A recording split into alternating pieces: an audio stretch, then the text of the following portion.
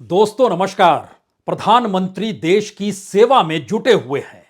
उनके द्वारा लिया जाने वाला हर फैसला राष्ट्र हित का होता है।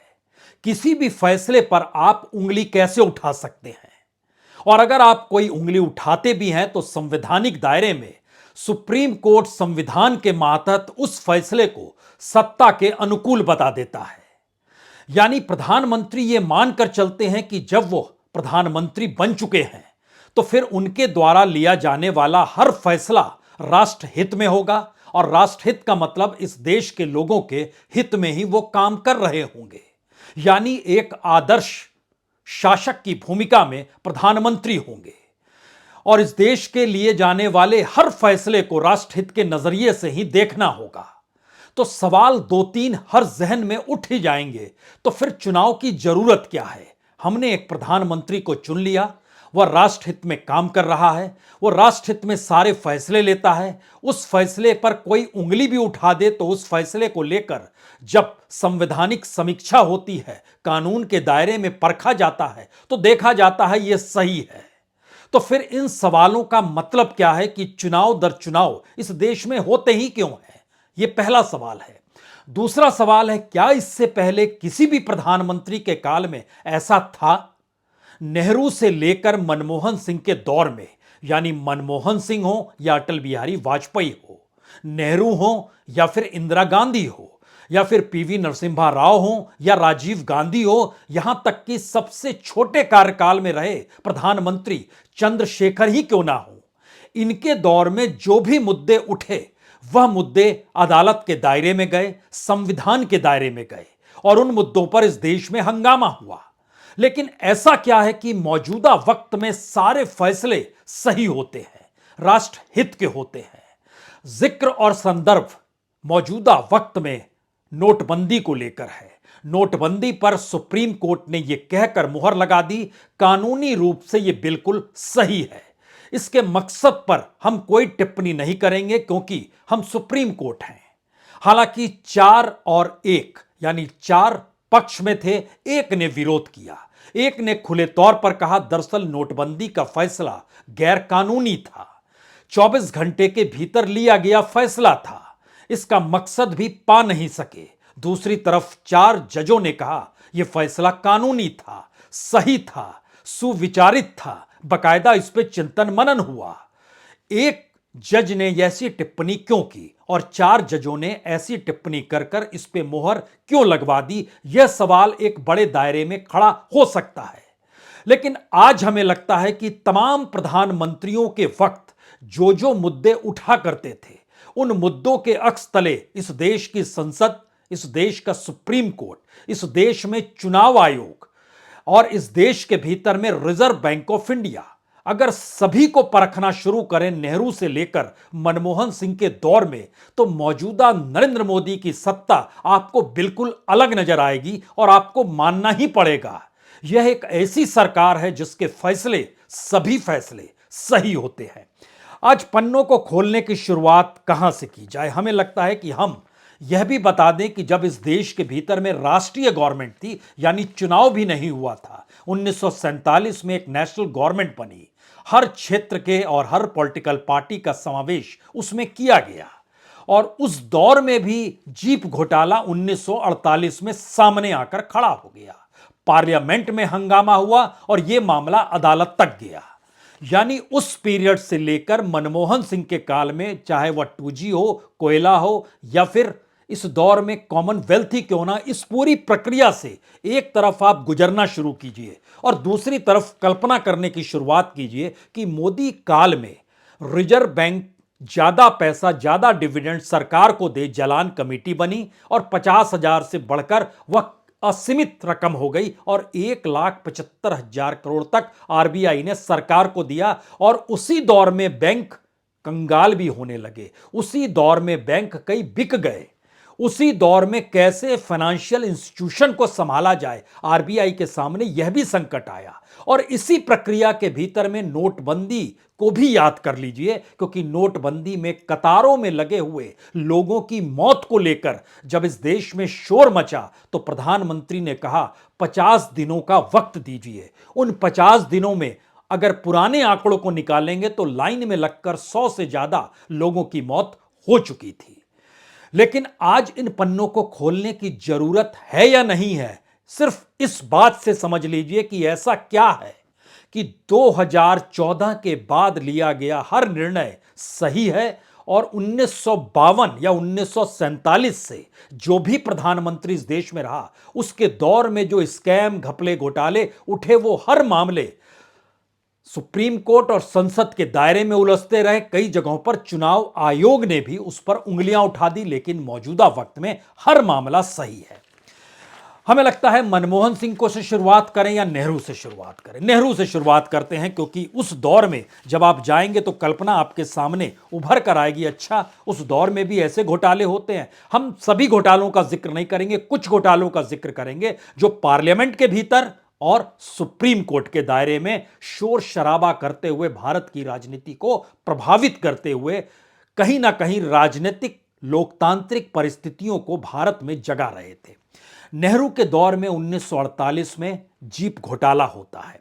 साइकिल आयात को लेकर 1951 में मामला उठता है। बीएचयू का फंड घोटाले को मामला 50 लाख का था उस पीरियड में, 1956 में उठता है। मुंद्रा घोटाला 1958 में लगभग 1 करोड़ 20 लाख का यह पूरा मामला था। तेजा लोन बैंक 1960 में उठा, लगभग ये 22 करोड़ का मामला था। प्रताप सिंह कैरो स्कैम 1963 में, एक लिहाज से प्रधानमंत्री की मृत्यु से ठीक पहले यह आय से अधिक संपत्ति का मामला भी था, वह भी उठा। फिर एक क्षण के लिए मोदी काल में लौटी और जरा सोचना शुरू कीजिए, सुप्रीम कोर्ट के भीतर आज जो फैसला हुआ उसने क्या कहा। हम नेहरू के बाद में आएंगे। उसमें खुले तौर पर जो निष्कर्ष निकाला गया उसमें कहा गया नोटबंदी संदेह से परे सुविचारित था, सर्वश्रेष्ठ इरादे और नेक वस्तुएं सवालों के घेरे में नहीं हैं। इस उपाय को केवल विशुद्ध रूप से कानूनी विश्लेषण पर गैर कानूनी माना गया, ना कि नोटबंदी के वस्तुओं पर। इस यानी कानूनी का ठप्पा लगाते हुए यह कहा गया कि उपाय सुविचारित थे। इसने ब्लैक मनी, टेरर फंडिंग, जालसाजी जैसी बुराइयों को निशाना बनाया। उपाय को विशुद्ध रूप से कानूनी आधार पर गैर कानूनी घोषित किया गया, ना कि उद्देश्यों के आधार पर। कानूनी रूप से जो इंप्लीमेंट हुई है वो बिल्कुल सही है। और मकसद का मसला जहां पर आता है तो मकसद हासिल किया जा सका या नहीं, इसका नोटबंदी की प्रोसेस से कोई संबंध नहीं है, सुप्रीम कोर्ट कह रहा है। हम मकसद पे नहीं जा रहे हैं, यानी 8 नवंबर 2016 को लिया गया सरकार का फैसला कानूनन ठीक है। यह अलग मसला है कि रिकॉर्ड के मुताबिक 98% नोटों का एक्सचेंज हुआ और इससे लगता है कि नोटबंदी का मकसद पूरा नहीं हुआ। लेकिन कोर्ट इस आधार पर फैसला नहीं कर सकता, यानी उस दौर में चले जाइए तो सब कुछ कॉन्स्टिट्यूशन तो we the people for the people के जरिए चलता है, यानी नागरिक महत्वपूर्ण है, लेकिन अदालत फैसला देते समय सिर्फ कानूनी प्रक्रिया को परख रही है। इसमें एक जस्टिस नागरत्ना भी हैं, उन्होंने कहा कि नोटबंदी की कवायद मनमानी थी, दिमाग के उचित उपयोग के बिना। अकेले प्रधानमंत्री द्वारा लिए गए इस नासमझी भरे फैसले ने लाखों लोगों की अर्थव्यवस्था और जीवन को नष्ट कर दिया। इस हिसाब से चीजों को परखना जब शुरू किया जाए तो क्या यह माना जाए कि एक जस्टिस ने असहमति जताई, बाकी 4 ने सहमति जताई और चीजें अनुकूल हो गई? क्या यह सुप्रीम कोर्ट का फैसला ठीक वैसे ही है जैसे इस देश में चुनाव होते हैं? 80 करोड़ में से 23 करोड़ बीजेपी को वोट देते हैं और वो चुनाव जीतकर आ जाती है। बाकी के जो लगभग 67 करोड़ है वो वोट नहीं दे रहे हैं, लगभग 57 करोड़ ने वोट नहीं दिया। लेकिन उसके बावजूद भी जब प्रधानमंत्री हैं तो उनके लिए गया हर फैसला सही है, सटीक है। और अब इस प्रक्रिया के भीतर में तीसरा सवाल उठता है, क्या इससे पहले ऐसा होता था? हम इस बात का जिक्र सिर्फ इसलिए कर रहे हैं कि प्रधानमंत्री ने एक फैसला बाकायदा, इस फैसले नोटबंदी को लेकर यह भी कहा गया अगर इसको कानून के जरिए लाया जाता, यानी पार्लियामेंट के जरिए इसको लाया जाता, तब इसका एक अलग स्थिति होती। लेकिन सवाल यह है, जब कोई भी फैसला सरकार गलत लेती ही नहीं है, राष्ट्रहित में लेती है, तो 2-3 मामले आपको परखने होंगे। मसलन किसानों को लेकर जो कानून बनाया गया वो कानून तो पार्लियामेंट से पास हुआ था और उस पर राष्ट्रपति ने मोहर लगा दी, लेकिन इस देश के किसानों ने ही उसे नहीं माना तो बरस भर वो आंदोलन करते चले गए। सैकड़ों की तादाद में किसानों की मौत सड़कों पर हो गई और एक दिन प्रधानमंत्री का हृदय जागा और उन्होंने कहा, मैं ये कानून वापस ले रहा हूं, मैं समझा नहीं पाया। एक हिस्सा ये है। दूसरा हिस्सा, इस देश के भीतर में कॉलेजियम के खिलाफ 2015 में याद कीजिए क्या हुआ था। उस समय national judicial appointment commission NJAC सरकार ने बनाया, पार्लियामेंट की मोहर लगी, कानून की शक्ल में आया, सुप्रीम कोर्ट ने इनकार कर दिया। सुप्रीम कोर्ट ने अपनी कमेटी बनाई, जस्टिस केहर ने लीड किया और उसके बाद कहा कि जी नहीं, कॉलेजियम ही सही है, सरकार कुछ नहीं कर सकी। लेकिन नोटबंदी ना तो पार्लियामेंट के जरिए निकल कर आई, ना ये रिजर्व बैंक के जरिए किसी तरीके से कोई बातचीत या संवाद हो रहा था। ये बार बार निकल कर आया क्योंकि उस पीरियड के रिजर्व बैंक के गवर्नर ने कहा हमसे कोई बातचीत नहीं हुई। जो हलफनामा आरबीआई का निकल कर आया उसने बताया टेररिज्म पर तो कोई चर्चा ही नहीं हुई। और ये जो बात थी कि ब्लैक मनी को लेकर, तो भारत के भीतर ब्लैक मनी करेंसी के तौर पर नहीं है, ये गोल्ड और लैंड के तौर पर है, भूमि और सोने के तौर पर है। तो क्या ऐसी परिस्थिति में सुप्रीम कोर्ट जब इन चीजों को परख रहा था, उसके बावजूद भी जब उसने मोहर लगाई 4-1 से और यह कहते हुए लगाई कि हम इसके उन इंप्लीकेशंस को नहीं देख रहे कि जो मकसद था वो पूरा हुआ नहीं हुआ, तो क्या इस देश के नागरिक सरकार द्वारा लिए गए फैसले और सुप्रीम कोर्ट की व्याख्या के बीच खत्म हो जाते हैं? और पार्लियामेंट जिस पर मोहर लगाती है वह निर्णय भी अगर इस देश के लोग और सुप्रीम कोर्ट विरोध करते हैं और सरकार एक झटके में कहती है ठीक है, आप ही की बात हमने मान ली, तो क्या इस देश के भीतर में सब कुछ राष्ट्रहित में प्रधानमंत्री कर रहे हैं? फिर लौट चलिए पुरानी परिस्थिति में। जब हम नेहरू का जिक्र कर रहे थे तो हमारे दिमाग में इंदिरा गांधी भी निकल कर आई। उसके बाद इंदिरा गांधी के दौर में याद कीजिए 1974 में मारुति घोटाला, उसके बाद याद कीजिए नागरवाला स्कैम जो 1971 का उससे पहले का था, अंतुले ट्रस्ट का मसला को याद कीजिए और चुरहुट का भी याद कीजिए और कुओ डील जो थी 1976 में 13 करोड़ की, ये सारे मामले कोर्ट में गए, मुश्किल में फंस गए। यहां तक कि प्रधानमंत्री के चुनाव लड़ने को लेकर इलाहाबाद हाई कोर्ट ने फैसला दिया, उससे सियासत डगमगा गई, इस देश के भीतर आंदोलन शुरू हो गए, इमरजेंसी लग गई, लेकिन भूमिका एक इलाहाबाद हाई कोर्ट की थी। उसके बाद सुप्रीम कोर्ट को मैनेज करने की प्रक्रिया में इंदिरा गांधी जरूर आई, लेकिन इस देश के भीतर आंदोलन राजनीतिक तौर पर उसकी शुरुआत हो गई। तो क्या ध्यान दीजिए, जब सब कुछ राष्ट्रहित में है मौजूदा वक्त में, तो कैसा आंदोलन, कैसी राजनीति, कैसी पार्लियामेंट, कैसा चुनाव आयोग, कैसी सुप्रीम कोर्ट, इन सारी चीजों को बहस करते करते फिर से मौजूदा वक्त में मोदी की सत्ता के दौर में आकर खड़े हो जाइए। क्योंकि इस फैसले के मद्देनजर इस बात का खुले तौर पर जिक्र किया गया कि हम इसके मकसद की दिशा में नहीं जा रहे हैं। तो एक बात और यहां पर आती है, अगर आप ध्यान दीजिए, नोटबंदी का असर सबसे ज्यादा व्यक्तिगत तौर पर लोगों की मौत जो लाइन में लगे थे, उसके साथ इस देश का जो अनऑर्गेनाइज सेक्टर है, असंगठित क्षेत्र है, उसको तो नंगी आंखों से हर कोई देख रहा है कितना असर हुआ। जो छोटे मंझोले उद्योग हैं, एमएसएमई हैं, उनका बंटाधार कैसे हुआ हर किसी ने देखा। एग्रीकल्चर इकोनॉमी पर कैसे असर पड़ा हर किसी ने देखा। लेकिन सुप्रीम कोर्ट कह रहा है सही है, क्योंकि हम उसके कानूनी पहलुओं को देख रहे हैं और कानूनी पहलू को देखने के लिए उन्होंने बहुत साफ तौर पर कहा, जस्टिस गवई ने जो कहा कि दरअसल आरबीआई कानून की धारा 26/2 में दी गई शक्तियों के आधार पर किसी बैंक नोट की सभी सीरीज को प्रतिबंधित किया जा सकता है और इस धारा में इस्तेमाल किए गए शब्द इन्वर्टेड में है, किसी को संकीर्णता के साथ नहीं देखा जा सकता। और केंद्र सरकार तो बाकायदा आरबीआई के सेंट्रल बोर्ड के साथ जब सलाह मशविरा कर रही है कि जरूरत होती है, तो यह तो इनबिल्ट सेफ गार्ड है कि दरअसल वह बोर्ड जो है वो सरकार को कहेगा। लेकिन यहां तो मामला उल्टा है। आरबीआई का जो बोर्ड था वो कह रहा था हमारे से कोई संवाद नहीं, गवर्नर ने कहा कोई संवाद नहीं, लेकिन सुप्रीम कोर्ट कह रहा है ये तो सेल्फ गार्ड अपने तौर पर इनबिल्ड है।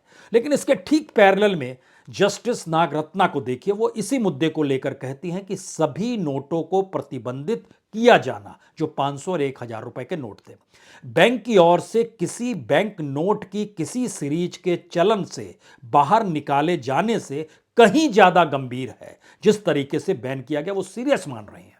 और ऐसे में इस मामले में सरकार को कानून पास करना चाहिए था, यानी ये अध्यादेश के जरिए नहीं, संसद से बकायदा पास कराया जाना चाहिए था। अब आप सोचिए, जब इस परिस्थिति में हम आप बात कर रहे हैं, तो क्या आपको पता है इस दौर में 9 लाख करोड़ से ज्यादा नोट गायब हो गए चलन से, वह आरबीआई को पता ही नहीं है और आरबीआई बताने की स्थिति में नहीं है। तो क्या इस दौर में जो हो रहा है सब कुछ राष्ट्र हित में हो रहा है? क्योंकि फिर लौट चलिए पुरानी परिस्थिति में और याद कीजिए, जब पीवी नरसिम्हा राव इस देश के भीतर में इकोनॉमिक रिफॉर्म कर रहे थे, उस पीरियड में क्या हो रहा था। राजीव गांधी के काल में और इंदिरा गांधी के काल में क्या हो रहा था। राजीव गांधी का काल इसलिए महत्वपूर्ण है क्योंकि वीपी सिंह उसी में से निकले थे। उनके दौर का बफोर्स घोटाला 1987 64 करोड़ का था और बफोर्स की तोपें जो थी करगिल में खूब गरजी थी और कहा जाता है कि करगिल के युद्ध में बफोर्स तोप ना होती तो मुश्किल हो जाती। लेकिन राफेल पर मौजूदा वक्त में कीमत नहीं बताएंगे, कमीशन पर खामोशी बरती गई क्योंकि वह राष्ट्रीय सुरक्षा से जुड़ा गया। लेकिन बफोर्स के वक्त में सुप्रीम कोर्ट, अदालत, सीबीआई, पूरी जांच एजेंसी, इंटरपोल सब सक्रिय थे। लेकिन उस पीरियड में ऐसा नहीं था। इस पीरियड में राष्ट्रहित का मसला है, राष्ट्रीय सुरक्षा का मसला। उस पीरियड में चले जाइए, एचडीडब्ल्यू दलाली मामला 1987 का था, 20 करोड़ का मामला था। सेंट किट्स का मामला था 1989 का। सबमेरिन एयर इंडिया घोटाला भी आया था उभर के। वीपी सिंह ने मुद्दा उठाया जो वहां से निकले सरकार से और जनता के बीच चले गए। वीपी सिंह के दौर में भी एयरबेस घोटाला नहीं हुआ था क्या? 1990 में 20 करोड़ के लगभग का घोटाला था। तो क्या अगर कॉन्स्टिट्यूशनली चीजें इस देश में इंस्टीट्यूशंस को मोल्ड कर दे गवर्नमेंट के अनुकूल कि आपको उन्हीं के अनुकूल रहना है, तो ऐसे में किसी भी चीज की जरूरत क्यों पड़ेगी? जरूरत से मतलब यह है कि अगर आप मौजूदा वक्त में देखिए तो पहली परिस्थिति इस देश में IL&FS के जरिए निकल कर आई थी, infrastructure leasing and financial service limited. उसमें जो चीजें हुई उसमें कहा गया कि 95,000 करोड़ का कर्ज दे पाने की स्थिति में ये नहीं थी, ये गवर्नमेंट के जरिए थी। और बाद में इसके पैरेलल में एनसीएलटी ने सरकार को अपने हाथ में लेने का जिक्र कर दिया, वो ले सकती है।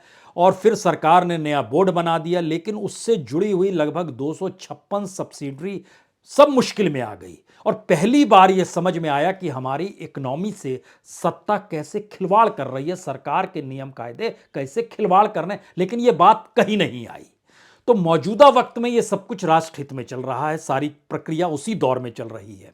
और इस दौर में अगर आप और भी चीज ध्यान देना शुरू करें तो जो निर्णय बैंकों को लेकर लिए गए, जो इलेक्ट्रॉल बॉन्ड के निर्णय हैं, जो जीएसटी को लेकर निर्णय है, जो 5G का राजस्व है उसको लेकर उंगली नहीं उठी, 2G के राजस्व को लेकर उंगली उठी थी क्योंकि उस समय सीएजी सक्रिय थी। मौजूदा वक्त में 2G के आकलन जो किया उस पीरियड में, यानी मनमोहन सिंह के पीरियड में 2G का जो एनालिसिस सीएजी कर रही है, 5G का मौजूदा वक्त में उससे कम राजस्व ले रही है। लेकिन फिर भी सरकार खामोश है, सत्ता खामोश है, सुप्रीम कोर्ट खामोश है, इंस्टीट्यूशंस सारे खामोश हैं। आईबीसी एनसीएलटी के तहत 23,000 से ज्यादा कंपनियां दिवालियां क्यों हो गई? हर चीज खामोश है क्योंकि राष्ट्रहित और करप्शन के खिलाफ सरकार काम कर रही है। इसी दौर में लक्ष्मी विलास बैंक को विदेशी बैंक खरीद ले जाता है। इसी दौर में एनपीए बढ़ता है, एनपीए में माफी दे दी जाती है, लेकिन एक खामोशी क्योंकि वह राष्ट्रहित में चीजें चल रही है तो हर फैसला सही है सरकार का। और इस दौर में अगर ध्यान दीजिए, ब्लैक मनी भी बढ़ गई, स्विस बैंक तक में बढ़ गई, जिस स्विस बैंक का जिक्र बार बार होता था, लेकिन कोई सवाल कहीं उठ नहीं रहा है। मनमोहन सिंह के दौर में भी ब्लैक मनी का जिक्र था, उस पर सरकार, जब मोदी सरकार आई तो पहला निर्णय एसआईटी बना लिया गया। अब सवाल यह है कि अगर आप एसआईटी बना रहे हैं तो उसके बाद की परिस्थिति में कैसे ब्लैक मनी बढ़ गई, करप्शन कैसे इंस्टीट्यूशनलाइज हो गया, कैसे वो सिस्टम का हिस्सा हो गया, कोई उंगली नहीं उठेगी। पुराने प्रधानमंत्रियों के दौर में अगर फिर आप चलना चाहते हैं तो याद कीजिए अटल बिहारी वाजपेयी। हम पीवी नरसिम्हा राव का भी जिक्र जानपुर पर करना चाहते थे। उसी दौर में इकोनॉमिक रिफॉर्म हुआ जिसको जिक्र अडानी तक ने कर दिया कि भाई बड़ा शानदार था। अब उस पीरियड में देखिए, हर्षद मेहता कांड आपको याद होगा, 1992 5,000 करोड़ का। इंडियन बैंक 1992 लगभग 13,000 करोड़ का। उसी दौर में लखू भाई पाठक केस सामने आया था, तानसी भूमि घोटाला सामने आया था, चीनी आयात घोटाला सामने आया था, यूरिया घोटाला था, जूता घोटाला था, दूरसंचार घोटाला था। और ये खुद सरकार तो जेएम सांसद के घूस कांड पर खड़ी हुई थी। वो सारे मामले अदालत में गए।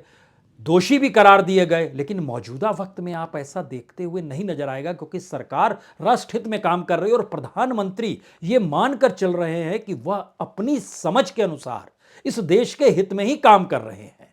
तो क्या पूर्व के प्रधानमंत्री देश हित में काम नहीं करते थे, या पूर्व के प्रधानमंत्रियों को यह समझ नहीं आया कि उन्हें तो जनता ने चुना है, बहुमत के साथ चुना है? और राजीव गांधी ये नहीं समझ पाए, जो 400 से ज्यादा सांसदों के साथ पार्लियामेंट में खड़े थे, उसके बावजूद बोफोर्स घोटाला उठने दिया उन्होंने और इस देश के भीतर में इंस्टीट्यूशंस को दबाया नहीं। सीबीआई उन्हीं के दौर में सक्रिय हो गई, इंटरपोल को उसी दौर में सक्रिय कर दिया गया। ये कौन सी स्थिति थी उस पीरियड में और अब के पीरियड में? फिर लौटिए और पहले अब अटल बिहारी वाजपेयी के दौर को याद कर लीजिए। उस दौर में तहलका कांड, किस तरीके से हथियार की खरीद, सब कुछ कैमरे पर था, सक्रिय थी। पार्लियामेंट में हंगामा हुआ, मामला अदालत तक पहुंचा। बराक मिसाइल घोटाला 2001 का, $270 बिलियन का कहा जाता है। उस समय स्टैम्प पेपर घोटाला, याद कीजिए, तेलगी का घोटाला 2003 में जो हुआ था, 30,000 करोड़ का कहा गया था। ताज कॉरिडोर घोटाला 2003 में 175 करोड़ का।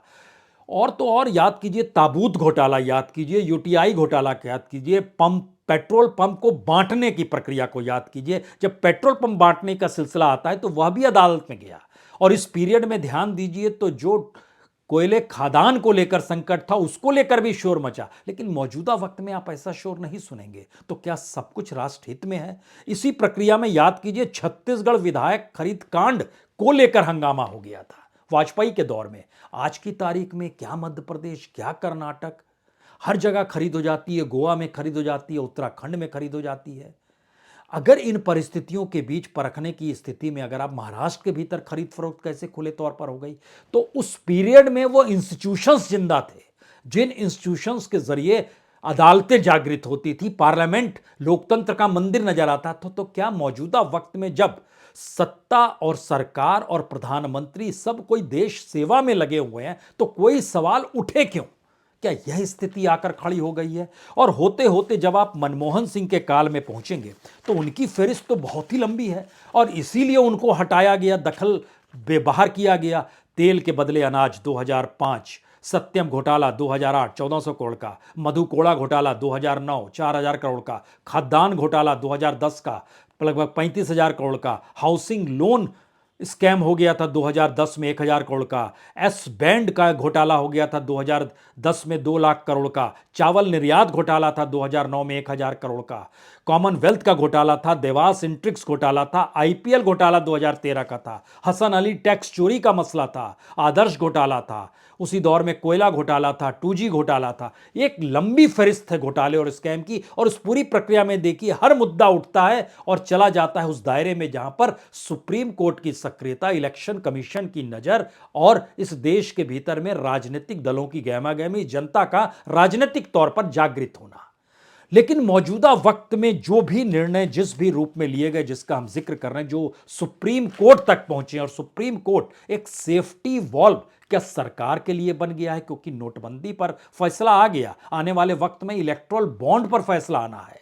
और जब आप फैसले का इंतजार करते हैं तो याद कीजिए, पेगासस को लेकर जासूसी कांड इस देश के भीतर में चल रहा था, उस पर चीफ जस्टिस कह रहे थे आप लोग सोशल मीडिया में मत जाइए, हमारे फैसले का इंतजार कीजिए, हम ठोस फैसला देंगे। और होते होते होते होते बहस जब आखिरी मुकाम पर पहुंची तो कहा गया कि दरअसल ये राष्ट्रहित में हम नहीं बता सकते हैं किस इक्विपमेंट का किस रूप में इस्तेमाल किया गया और किसकी जासूसी क्यों की जा रही थी, हम नहीं बता सकते हैं। जबकि जासूसी सुप्रीम कोर्ट के भीतर भी हो रही थी, जो सरकार करा रही थी। तो मौजूदा वक्त की परिस्थितियां इस बात की इजाजत ही नहीं देती है कि सरकार द्वारा लिए गए किसी भी फैसले, किसी भी निर्णय को लेकर कोई आप उंगली उठाएं और मानकर चलें कि दरअसल प्रधानमंत्री देश सेवा में लगे हैं और सरकार का हर फैसला राष्ट्रहित में है। और इस प्रक्रिया में अगर हम एक रामराज्य की तस्वीर देख पा रहे हैं इन फैसलों के अक्स तले, तो फिर ऐसे में चुनाव की जरूरत क्या है? चुनाव के लिए, चुनाव जीतने की प्रक्रिया में भी जो तंत्र अपनाए जाते होंगे वह भी राष्ट्रहित में होंगे। तो जनता कहां मायने रखती है? इस पूरी प्रक्रिया के भीतर के जितने भी सवाल आपके जहन में उठ रहे हों, उसको एक जवाब से अंत कीजिए। क्योंकि जब आपके सामने देश हित में ही सरकार हो, देश हित में ही प्रधानमंत्री हो, देश हित में ही सारे फैसले किए जा रहे हों, तब आपके सामने एक सवाल होगा कि लोकतंत्र और कॉन्स्टिट्यूशन कहता क्या है।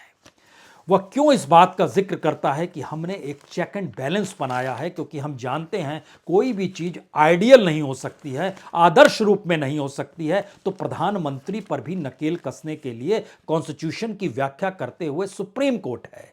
इलेक्शन के दौर में इलेक्शन कमीशन की मौजूदगी है। सरकार के बही खाते को जांचने के लिए सीएजी काम कर रही है। नौकरशाही कितनी करप्ट और किस रूप में, इसके लिए हमने सीवीसी बनाया हुआ है। प्रीमियर जांच एजेंसी सीबीआई और ईडी भी अपने तौर पर काम करती है, जो एक स्वायत्त संस्था के तौर पर जिसकी मौजूदगी है। लेकिन इन तमाम जगहों पर अगर नियुक्तियां सरकार अपने तौर पर करने लगे या नियुक्तियां उन्हीं के जरिए होने लगे और मैसेज यही रहे कि आप हमारे साथ हैं, तो इस पूरी प्रक्रिया के भीतर में संविधान की परिस्थिति और लोकतंत्र के राग राष्ट्र हित के गीत के सामने या सरकार और सत्ता के राष्ट्रीय सुरक्षा के ढोल के सामने बड़े फीके लगेंगे। आपके पास कोई सवाल बचेगा नहीं। और तमाम पॉलिटिकल पार्टीज के भीतर देख लीजिए, एक पूरी कतार में सभी का दृष्टिकोण मौजूदा वक्त में जनता की उस सोच के साथ खड़ा नहीं हो पाता है, जो किसी भी एक आम शख्स का सवाल होता है। कुछ गलत हुआ है तो फैसला तो होना चाहिए। हमारे परिजन की मौत हो गई है, कोई खड़ा होकर कहता है लाइन में, लेकिन उसको न्याय क्यों नहीं मिलता है। कोविड काल में मौत से हो रही थी, सुप्रीम कोर्ट कह रहा था मुआवजा दीजिए, आपने मुआवजा नहीं दिया। कोई सवाल कहां उठाए, कैसे उठाए, क्योंकि सब कुछ राष्ट्र हित के तहत है। तो फिर मान लीजिए हर फैसला सही है मोदी सरकार का। हमने मान लिया, आप भी मान लीजिए। बहुत बहुत शुक्रिया, बहुत बहुत शुक्रिया।